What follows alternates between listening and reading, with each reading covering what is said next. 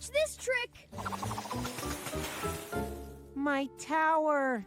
Oh no. Clicky, I didn't mean to. Splash didn't do it on purpose. But Clippy is really upset. What do you think Splash should do? Clicky, I'm really sorry. I wasn't being careful and I knocked over your tower. That was my fault. I worked on that for a really long time. I know. I saw how hard you worked. I'm truly sorry.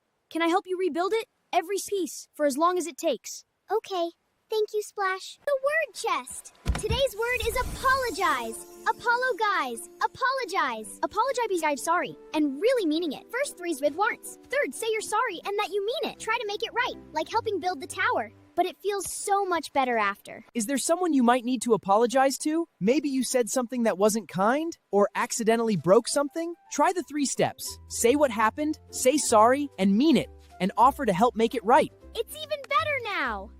It's got a roof now, too. Today's word, apologize. Saying sorry and truly meaning it. Being brave enough to say sorry makes friendship stronger. Stay kind, stay curious, and stay fantastic. See you in Coraville.